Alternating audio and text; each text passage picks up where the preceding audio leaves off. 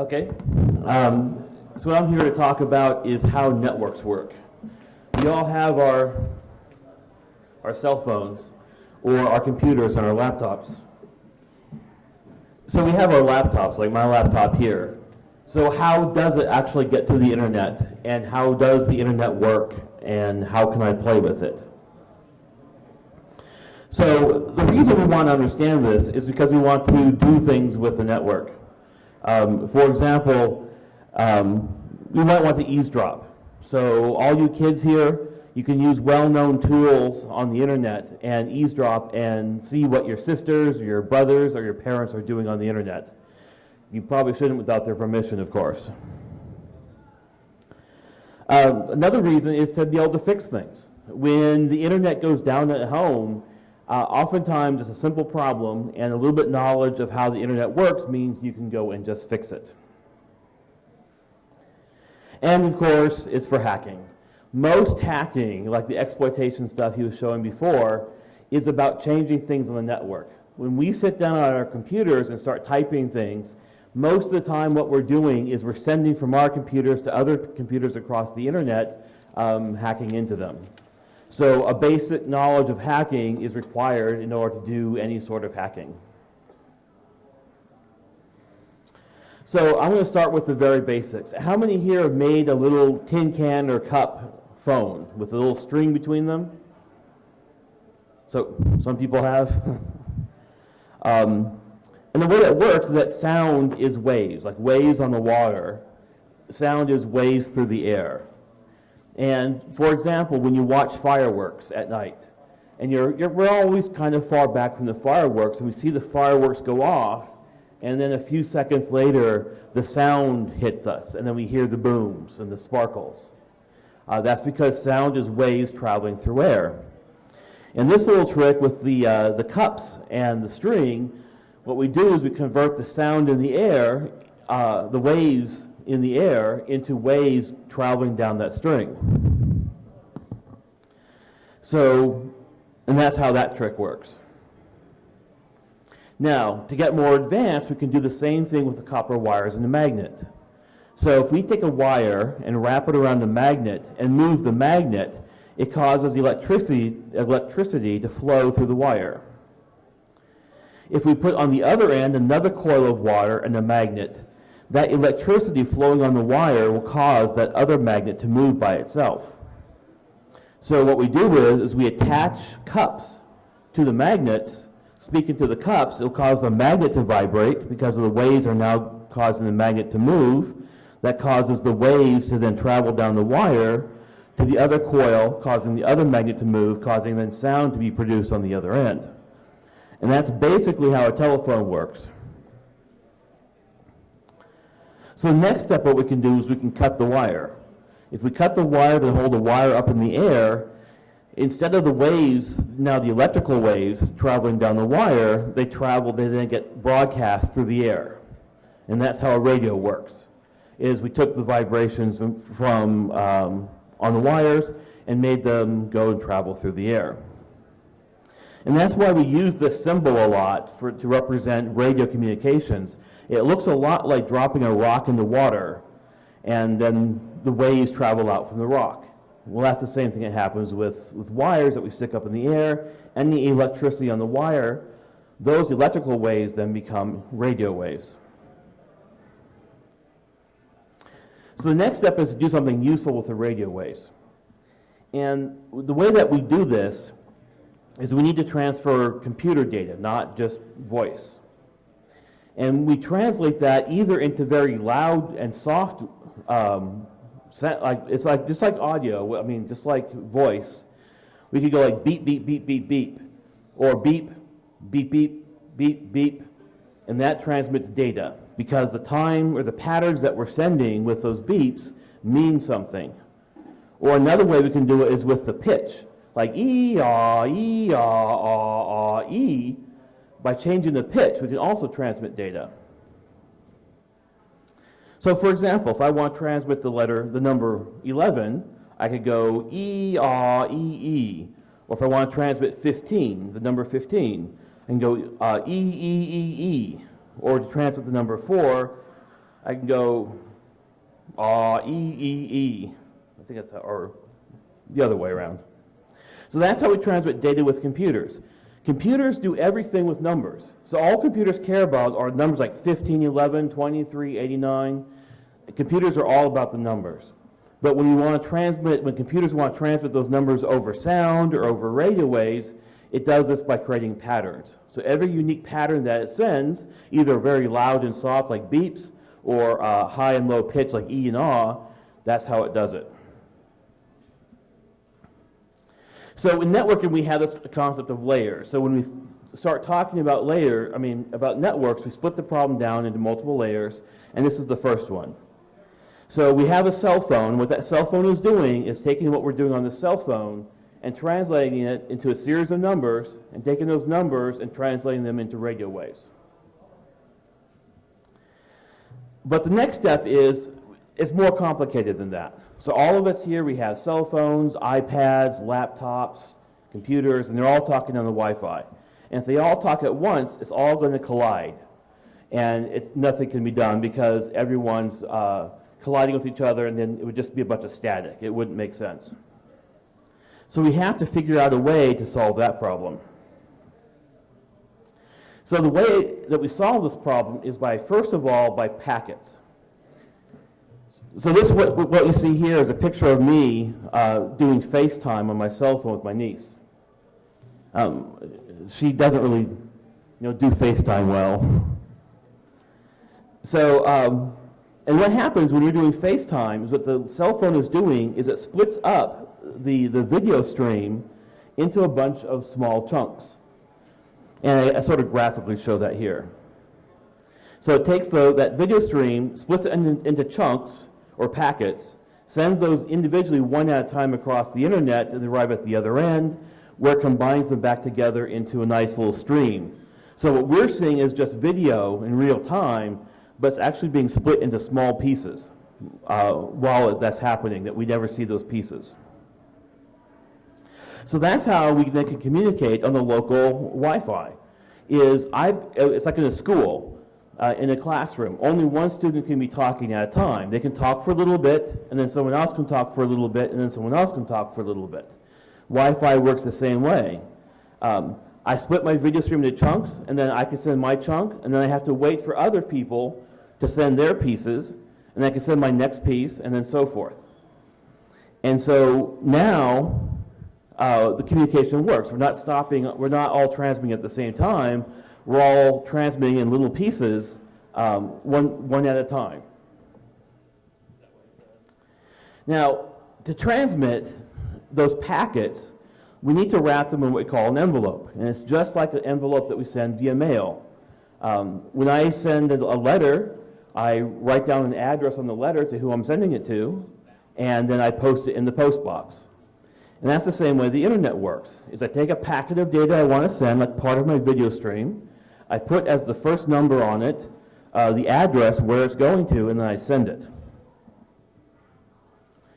And you can find out what your local address is. If you pop up your cell phone and you go to the settings and so forth, you can find what's called a MAC address. And that's your Wi-Fi address. And that's your local address on your local Wi-Fi. And for example, on my phone, it's these numbers right here. In computers, we use A through F also as a number, so that's why you see some letters. And so this is what a packet would look like. And it looks to us like it's a bunch of random numbers, but in fact, that's like a video stream.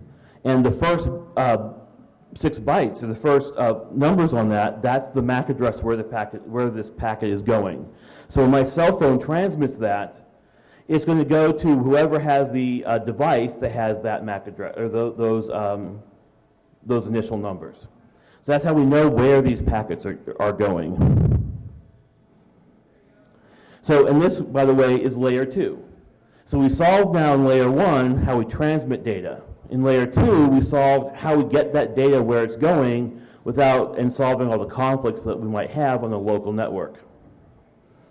But layer 1 and layer 2 are local. What we really want to do is go across the internet to the other side of the world.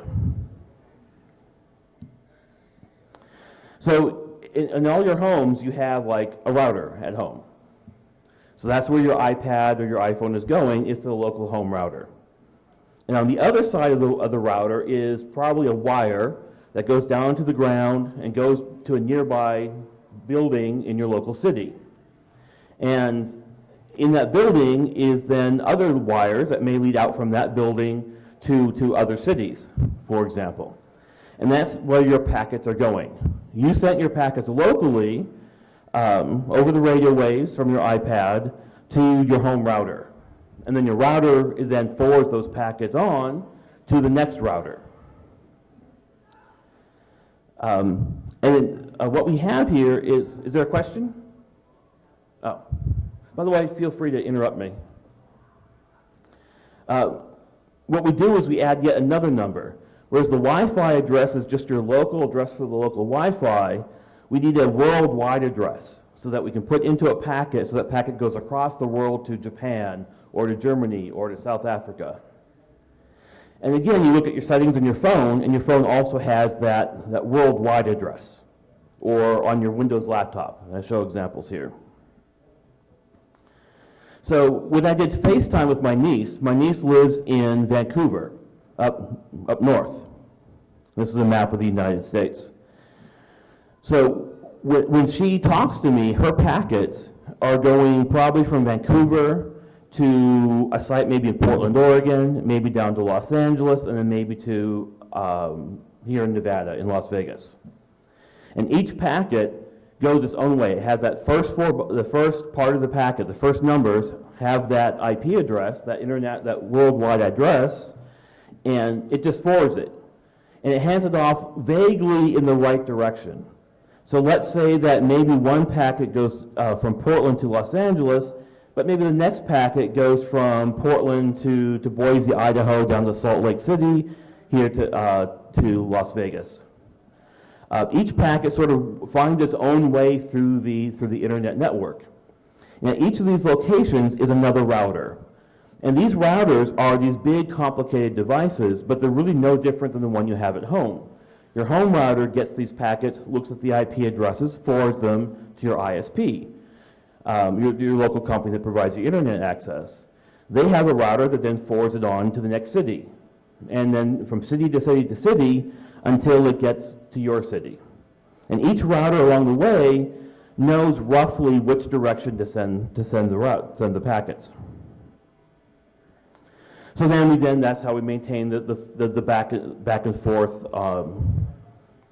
talk via FaceTime. Is her machine sending me packets, and my machine is sending her packets, and they're roughly following that route from router to router to router, or from hop to hop to hop, from our location to the other, to the next, to the next, to the next, until it reaches the final location. So these are the three fundamental layers of networking. The first layer is how do I transmit, and then the second layer is how do I get to someone who will receive it, like the local router or maybe someone else's cell phone or the printer maybe at home. And then the third layer is now how do I transmit those packets that the router receives, how do the routers then route them to the next city? So I wanted to do two demos. So what you see here is just that bunch of numbers, and that's a packet that I've eavesdropped on that's being transmitted here in the wireless network. And it looks like a random bunch of numbers. It doesn't mean much. They're kind of confusing. But on the left-hand side, we see what those numbers mean. So, for example, these numbers here it's supposed to match up a bit here.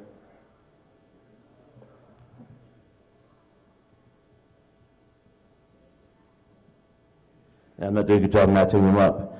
But what we can see here is we can see the name Bally's. So this is a packet that the local router at Bali sends out a couple times a second that announces the fact that there's a Wi-Fi network here called Bally's. So that meaningless sort of stuff here on the right actually has some meaning when we decode it, when we discover what the meaning is. And what the meaning is that, hey, Bally's has a local Wi-Fi network. And if the data is not encrypted, then you can also eavesdrop on things like web surfing traffic or people's emails or their chats, though these days that's all encrypted. So you really can't do a good job of actually successfully eavesdropping unless you do some other hacks or do some cryptography stuff.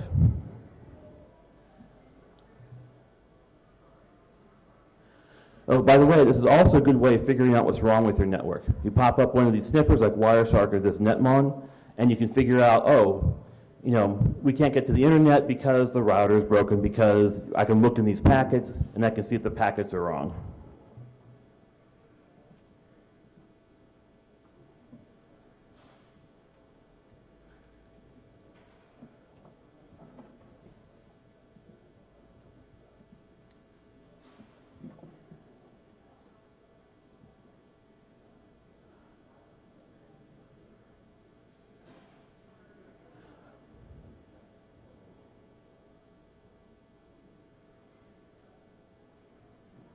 Are there any questions, by the way? So my next demo I'm going to show is now showing what you as a hacker, understanding how packets work, what you can do that's nefarious and fun. And what I'm going to do here is I'm going to scan